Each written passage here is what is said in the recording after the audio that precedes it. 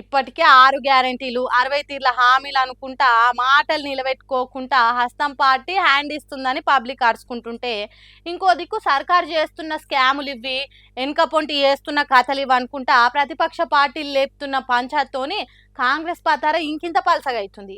ఇదే ఫ్లోలో ఇవాళ హరీష్ రావు మాట్లాడుకుంటా సీఎం సార్కు అలా సర్కార్కు సురుకులంటిచ్చిండి ఇట్లా.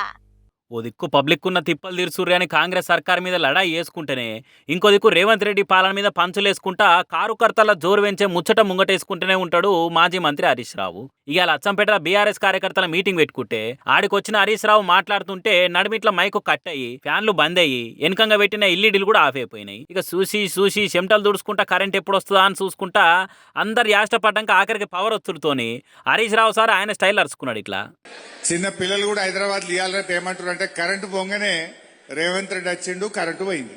అది ఎప్పుడు వస్తుందో ఎప్పుడు పోతుందో అర్థం కాకుండా అయిపోయింది. ఇక అటెంక మళ్ళీ ఏడ కరెంటు పోతుంది అనుకున్నాడో ఏమో గానీ ఓదానని కోటి వరుస పెట్టి చెప్పే పాయింట్లు అన్ని పట్ట చెప్పేసే పనిలో పడ్డాడు. హామీలు గ్యారంటీలు పథకాల పేరు మీద ఇప్పటిదాకా సీఎం రేవంత్ రెడ్డి ఏ దేవుని మీద ఒట్టేసిండో అనేది అన్ని ఎడిట్ చేసి వీడియో చూయించుకుంటా కనబడ్డ దేవుని మీద ఒట్టు పెట్టినోడు దేవుణ్ణే మోసం చేసినోడు మనను మోసం చేయడా? నిజంగా నల్లమల బిడ్డ అయితే దేవుని మీద ఒట్టు పెట్టి మాట తప్పుతాడే?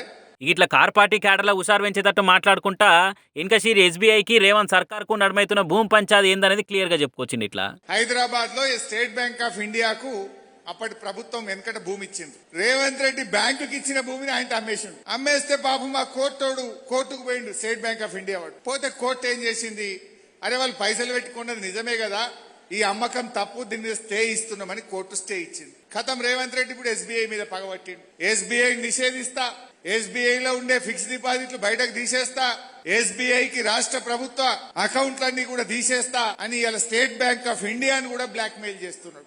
రేవంత్ రెడ్డి తీరు ఎట్లుందంటే ఎవరైనా ప్రశ్నిస్తే పగబట్టడు. ఇలా స్టేట్ బ్యాంక్ ఆఫ్ ఇండియానే నిషేధిస్తా అంటుండు. రేపు రిజర్వ్ బ్యాంక్ ఆఫ్ ఇండియా కూడా నీ మాట లేదనుకో, రిజర్వ్ బ్యాంక్ ఆఫ్ ఇండియాను కూడా నిషేధిస్తా అంటాడు. వరల్డ్ బ్యాంక్ కూడా నీ మాట లేదనుకో, ఈయన వరల్డ్ బ్యాంక్ కూడా నిషేధిస్తా అనే రకమే.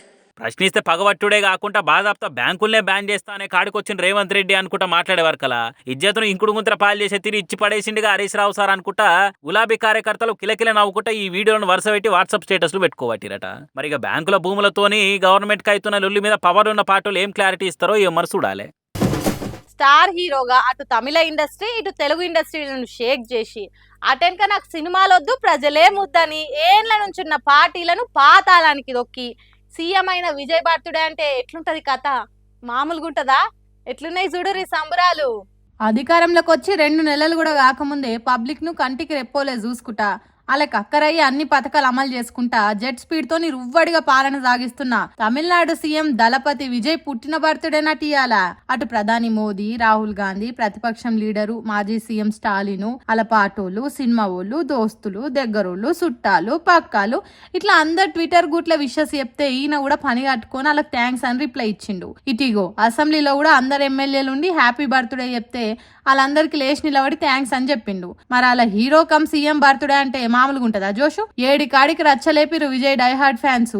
ఇంకా అలా పార్టీ ఎమ్మెల్యేల సంబరం అయితే ఇంకో లెవెల్ అనే చెప్పాలి. తమిళనాడు మత్స్యశాఖ మంత్రి శ్రీనాథ్ అయితే తమిళనాడు సర్కార్ దవాఖాన్లా విజయ్ బర్త్డే నాడు అప్పుడే పుట్టిన పసిపిల్లలకు 6గురికి బంగారు ఉంగరాలు తొడిగిండు. ఇక అలా పార్టీ కడమ లీడర్లు, కార్యకర్తలు, అభిమానులు అంతా కూడా తమిళనాడులో పండుగ లెక్కనే సంబరాలు చేసిర్రు. కొన్నిటి కాడనేమో విజయ్ సినిమాలు రిలీజ్ చేసుకొని విజయ్ ఎలక్షన్ ప్రచారాల వీడియోలు, రిజల్ట్ నాటి సంబరాలు, ప్రమాణ స్వీకారం స్పీచ్లు అన్ని వీడియోలకి ఏకదమ్ ఎడిట్లేసి టాకీస్ ల టాప్ లేపిర్రు. ఈ సీఎం సార్ ఇట్లనే పైసల కోసం కాకుండా ప్రజల కోసం పనిచేసి మా కష్టాలు తీర్చనికే మా అందరి ఆయుష్ కూడా పోసుకొని నిండు నూరేళ్ళు బతకాలని కోరుకుర్రంతా.